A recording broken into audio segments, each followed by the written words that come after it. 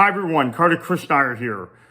Once again, England has achieved a 0-0 result in their second group stage match of a major tournament. This has happened in the last 4 major tournaments. And after each one of those, there is panic and all sorts of scrutiny that takes place. Now, in 2 of those tournaments, England still reached the final, the Euro 2020 and the Euro 2024. And in World Cup 2022, when they drew the United States 0-0, they still reached the quarterfinal stage where they were the better team for most of that match against a France team that should have won the World Cup, quite frankly. So Gareth Southgate was always able to figure this stuff out. But Thomas Tuchel, can he? Lots of chatter about Cole Palmer and Phil Foden not being in the side the last 18 hours. All kinds of talk about how there would be a different England if you had, and a different element coming off the bench if you had those 2 guys. I'm not sure I agree. There are reasons those guys aren't at this tournament, and I've already gotten into them. I don't want to relitigate it. I spent close to 2 weeks in and around, not in the England squad, obviously I'm not a footballer, but around the England squad. And I know why. I have already explained the reasons why Palmer is not here, and why Foden is not here, and why also Harry Maguire is not here. And that one, it does bother me a little more than the other 2. But here's the bottom line.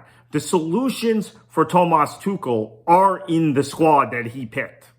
Now, will he activate those solutions? Because for Gareth Southgate to rescue those 3 tournaments we talked about, and let's even look back at the 2018 World Cup where England lost in their final group stage match and then won 2 knockout stage matches to get to the semifinal, and they had a lead over Croatia for 50-some minutes or 60-some minutes in that match. Although it never felt like they were going to win it, quite frankly, in my opinion. I feel like after about minute 20, when Rakitic, Brozovic, and Modric were like, okay, we're going to impose our will on this match, the goals were always going to come for Croatia.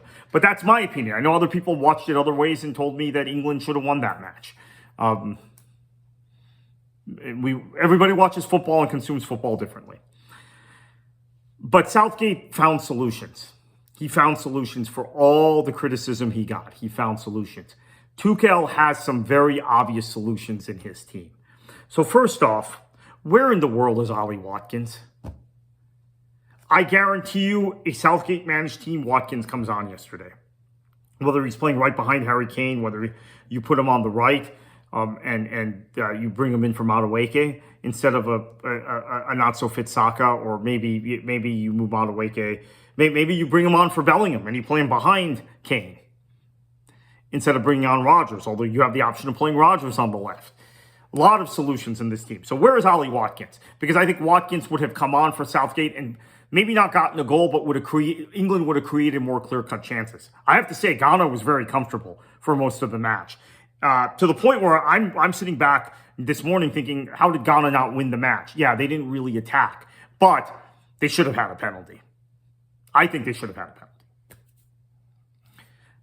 And VAR, all the VAR defenders out there who tend to be American also, I have to say this, they tend to be American because they're Americanized by American sports that have stoppages and have 5 different levels of subjectivity. The VAR reversal of the Uzbekistan goal yesterday took away a great moment from that nation on something that, because you see a freeze frame, you see the foul, but you won't see that in real time. And then Ghana doesn't get their just rewards. Carlos Queiroz came into the press conference yesterday in Boston, and the first thing he said is he turned to the FIFA press officer and says, are we still using VAR in this tournament? Genuinely, he wanted to know because VAR didn't intervene in what seemed a very natural intervention. VAR is for the birds, okay? And I have been saying this since I first saw it implemented. And then I walked it back because I had a full training seminar I did with Howard Webb. And I said, okay, if it's implemented in the way Webb is talking about, which it was in Major League Soccer, by the way, which it was originally in the Eredivisie, which it was initially in the Bundesliga, sort of in Serie A also. But once the Premier League got their hands on it and FIFA decided to make it more performative, we were done. We were done for. So that's VAR. I guess we were supposed to talk about England, right? I got caught up on VAR. Ollie Watkins, where is he? You got to use him. And there are different places you can use him. I saw him as a young player at Brentford play in a wide area. They had other guys playing centrally. It was Neil Mopay, I think, for much of that time that played centrally, and Watkins was playing wide. He only began to play centrally his final year at Brentford, and then Dean Smith, who had him as the manager at Brentford, brought him to Aston Villa, and he's played centrally since. But he can play wide, and he's played wide at times. Eze, you need to see Eze, I think, in this tournament. Declan Rice couldn't beat the first guy with most of his set pieces yesterday. And then let's talk about Kobe Mainoo, inexperienced player, but still a player that was in the last European, the Euro, the last tournament squad, major tournament squad for England, and does some tidy things in the midfield, and I think keeps the ball moving at pace, which England did not have yesterday. So that's another potential solution. Eze, I mentioned, is a potential solution. It's very simple to say, oh, Madueke and Gordon were lousy. Now, I think Gordon actually was lousy. I've already gone on record saying that. And many of you watching this video have already heard from me privately my views about Anthony Gordon.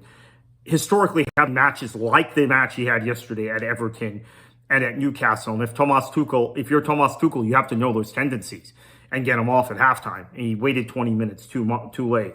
I thought Madueke was fine, quite frankly. That's... Again, maybe people are now beginning to say I have some sort of bias towards him. Some people are saying that.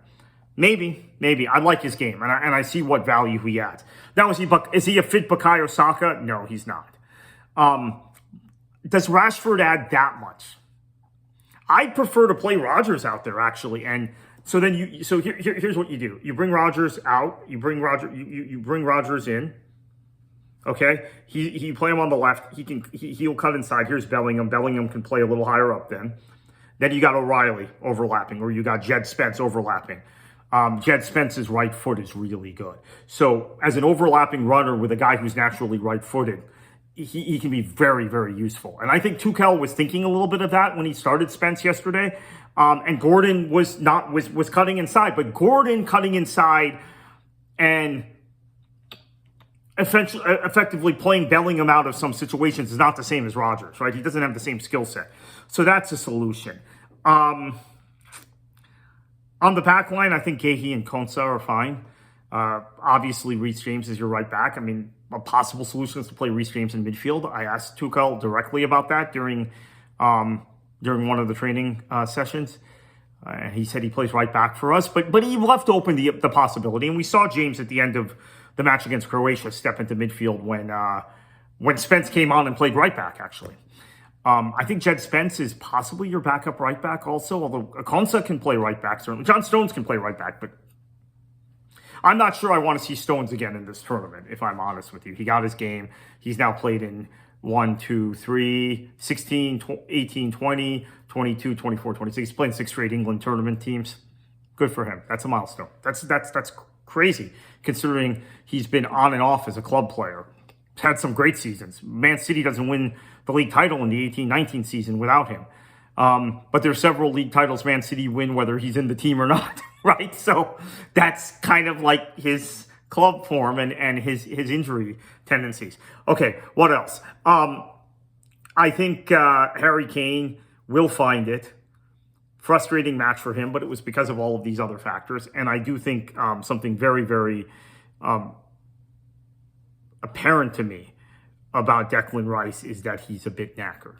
Okay, we saw bursts in the Croatia match, but here's a guy who was Arsenal's most important player this season in the Premier League.